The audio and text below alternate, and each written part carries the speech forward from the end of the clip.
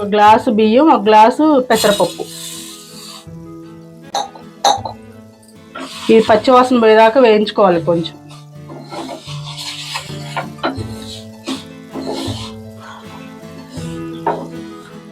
ఇది వేగింది, మంచి వాసన వస్తుంది మరి బాగానే.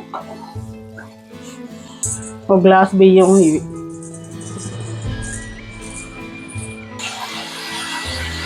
కడిగి కొంచెం నానబెట్టుకోవాలి ఒక పావు గంట.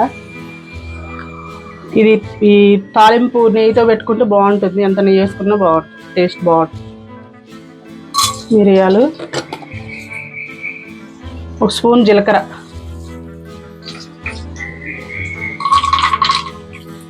జీడిపప్పులు,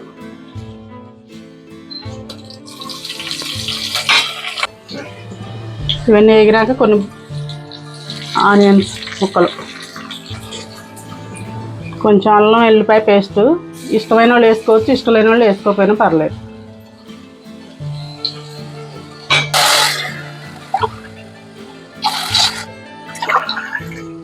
అవి మొత్తం 2 గ్లాసులు, 4 గ్లాసులు వాటర్ పోసుకోవాలి.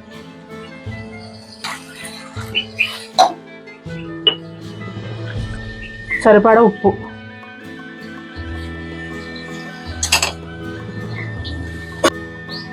కొత్తిమీర, కడిగి పెట్టుకున్న బియ్యం, పెసరపప్పు.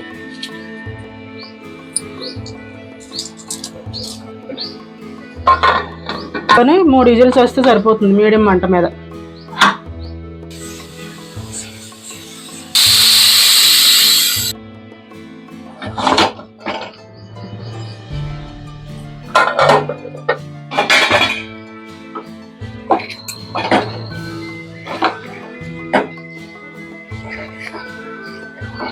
ఇంకా లూజ్ కావాలంటే ఇంకొక గ్లాస్ వాటర్ పోసుకోవచ్చు, ఎవరిష్టం వాళ్ళది. ఇది కొంతమందికి గట్టిగా ఇష్టం ఉంటుంది, కొంతమందికి లూజ్గా ఇష్టం ఉంటుంది.